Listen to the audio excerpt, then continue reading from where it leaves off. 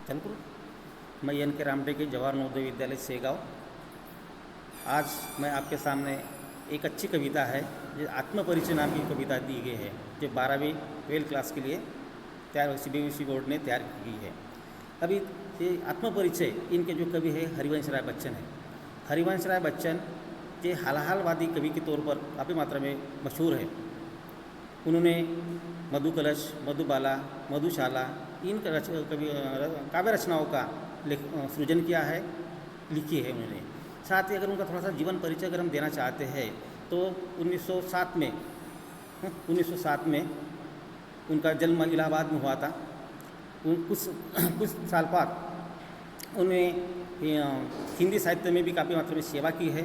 साथ साथ हिंदी निदेशालय का भी उन्होंने कार्य किया गया है। आकाशवाणी में भी उन्होंने काम किया है।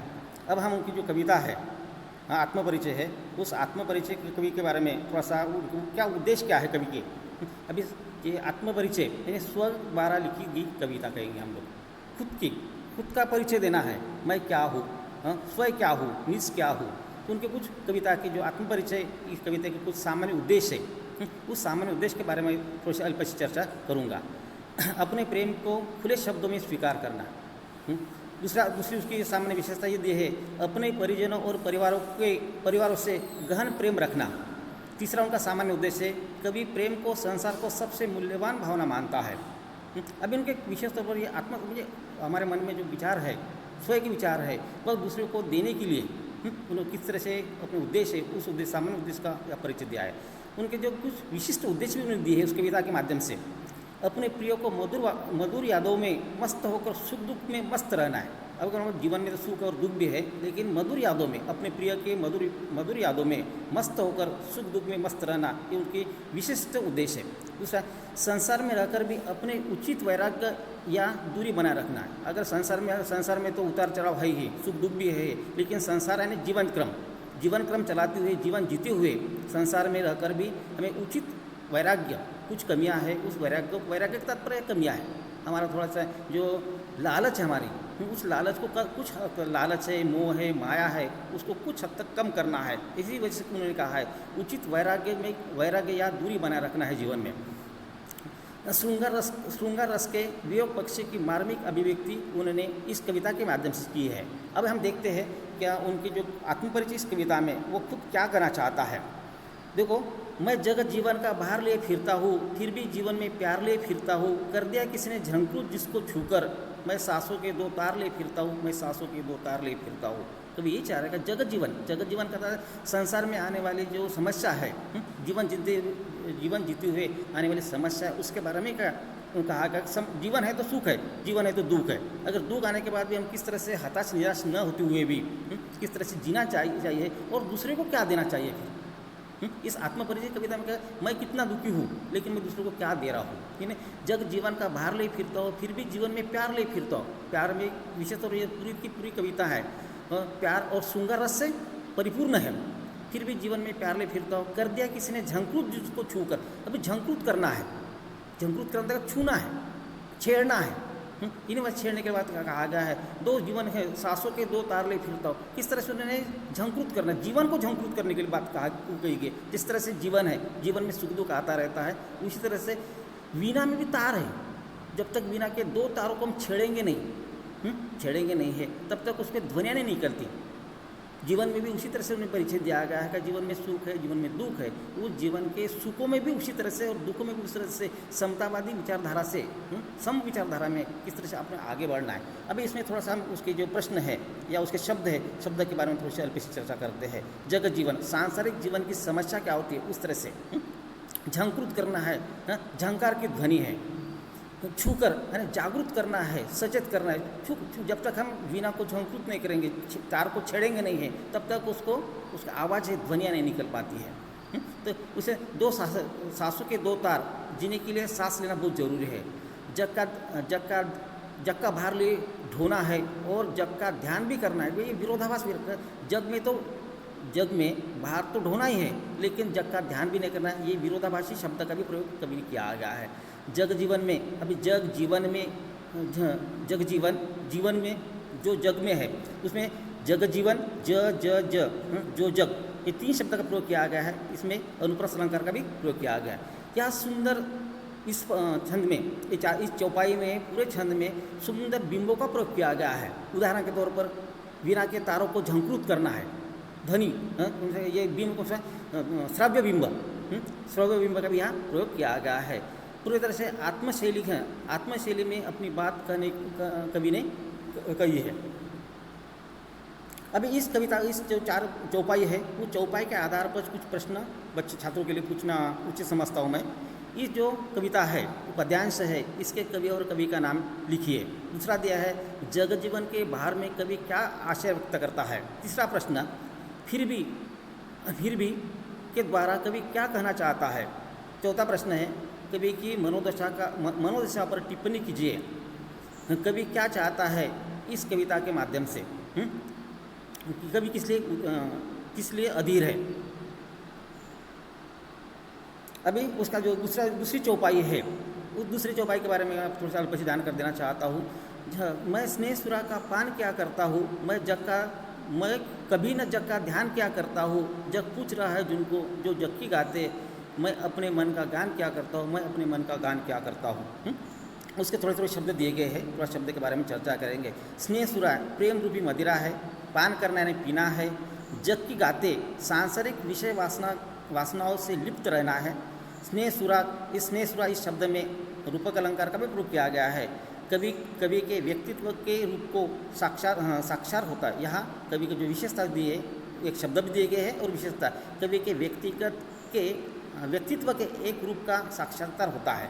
अभी थोड़ा सा अगर हम देखेंगे, अभी स्नेह सुरा का पान क्या करता हूँ। अभी स्नेह और सुरा, स्नेह यानी प्यार है, सुरा यानी मदिरा होती है, लेकिन विशेष तौर पर प्यार रूपी मदिरा का पान करना पीना कभी यही चाहता है कि मैं क्या कर रहा हूँ, संसार को, इस रूप को क्या देना चाहता हूँ। मैं कभी ना जग का ध्यान क्या करता हूँ। अभी इसमें किस तरह विरोधाभास किया, ध्यान क्या करता हूँ ना, जग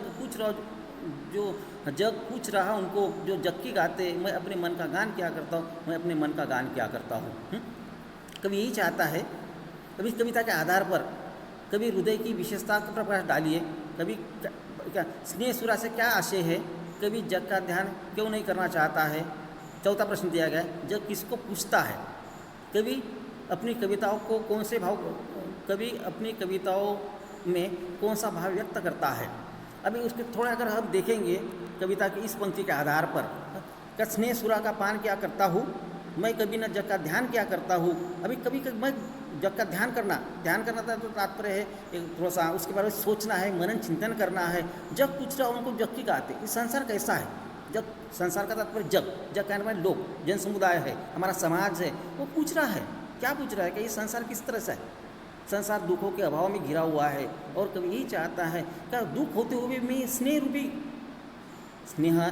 प्यार रूपी प्यार को ही संसार में बांटने की कोशिश करना चाहता हूँ, बांटना चाहता हूँ। मैं अपने मन का क्या, जो कवि के मन में जो आ रहा है विचार, संसार को देखकर, जग को देखकर, समाज को देखकर कवि के मन में जो विचार आ रहे हैं, क्या मैं क्या कर रहा हूँ। मैं अगर दुखी हो जाऊंगा तो समाज को जागरूक नहीं कर पाऊंगा। और इनमें से मैं अपने मन का ज्ञान कर, जो भाव, जो विचार कवि के मन में आते हैं, वही कवि यह व्यक्त करने की कोशिश कर रहा है। हाँ, मैं निज, अभी कभी तीसरे जो चौपाई दी गई है, मैं निज उर में उद्गार ले फिरता हूँ, मैं निज उर में उद्गार ले फिरता हूँ, मैं निज उर में उपहार ले फिरता हूँ। है यह संसार, यह अपूर्ण संसार न मुझको भाता, मैं सपनों का संसार ले फिरता हूँ, मैं सपनों का संसार ले फिरता हूँ। अभी कवि के पास संसार को, समाज को, जग को, लोगों को देने के लिए क्या है। कवि ये चाहते हैं मैं निज के उद्गार, निज यानी खुद के मन में उठने वाले भाव है, उस भाव यानी विचार है, काव्य है, उनकी कविता, उनकी रचना है, भाव है, उसको कवि उद्गार कहता है। और वही उद्गार क्या है, कवि के क्या है, उपहार है, वो लोगों को देना चाहते हैं, अपनी रचना है, अपनी कविता है, अपने भाव है, वो लोगों तक पहुंचाना चाहता है। यही 2 पंक्ति का अर्थ है। इनमें से 2 पंक्ति को अगर दोबारा अगर पढ़ लेते तो आपको उसका अर्थ है आज समझ में जरूर आ जाएगा। मैं निज उर के उद्गार ले फिरता हूँ, मैं निज उर में उपहार ले फिरता हूँ। कवि के पास उपहार सोना चांदी है, बड़े बड़े मेडल्स है, वह नहीं है। तो कवि के जो कवि भाव है, कवि के अंदर उठने वाले भाव है, विचारधारा है, उस विचारधारा को यानी समाज को जागरूक करने वाली सोच, विचार, भावना है, वह संसार को देना चाहता है। और कवि उसी निज यानी खुद के मन में उठने वाले भाव विचारों को ही उपहार के तौर पर वो कह रहा है नहीं ये है ये अपूर्ण संसार न मुझको भाता। अभी संसार के जग को, दुनिया को अपूर्ण क्यों कहा है? इसलिए अपूर्ण है क्या समाज के अंदर देखने वाली अमीरी है, गरीबी है, छुआछूत है, ऊंच नीच है, जात पात है, जो अभाव है समाज का, या संसार का जो अभाव है, उस अभाव के कारण ही तो संसार अपूर्ण है। अगर संसार में सभी लोग सुखी रहते, सभी लोग संपन्न रहते, तो शायद संसार तो पूर्ण हो जाता था। लेकिन हम संसार में, दुनिया में, जग में, समाज में अगर देखते तो समाज में एक चित्र, अलग ही चित्र दिखाई दे रहा है। कुछ तो कोई लोग बहुत अमीर है, तो कुछ लोग बहुत गरीब है। तो यही नहीं वजह कहा कभी खुद क्या करें, कभी के अंदर समाज को देखकर, संसार को देखकर कौन से भाव उभर कर आ रहे हैं। कभी यही कहते हैं कि ये है, यह संसार अपूर्व संसार न मुझको भाता, मैं सपनों का संसार ले फिर रहा हूँ। अभी फिरने का तात्पर्य क्या है? भ्रमण करना है, लोगों को जागरूक करना है, केवल घूमना फिरना नहीं है। समाज को जागरूक करना है, समाज को आगाह करना है। ये इतने अच्छे विचार कभी नहीं व्यक्त किए कि इन्हीं में से कभी खुद क्या कर रहा है, सपनों का संसार ले फिर रहा हूँ। मैं सपना देख रहा हूँ कि ये समाज में जो सामाजिक कलह है, दंगे फसाद होते हैं, झगड़े होते हैं, ऊंच नीच है, जात पात है, अमीरी गरीब है, यानी समाज में एक जो भाईचारा का अभाव है, तो किस तरह से समाज एक दूसरे जुड़ जाए, समाज में भाईचारा हो, समाज के लोग मिलजुल कर रहे हैं, अपनेपन से रहे हैं, और समाज में एकता बनी रहे है। कोई दंगे फसाद है, कोई कलह है, वह ना समाज में हो। इन्हीं वजह से सपना देखकर समाज किस तरह एक होकर बनकर रह जाए। उस ये 4 पंक्ति के थोड़े से उनके शब्द है।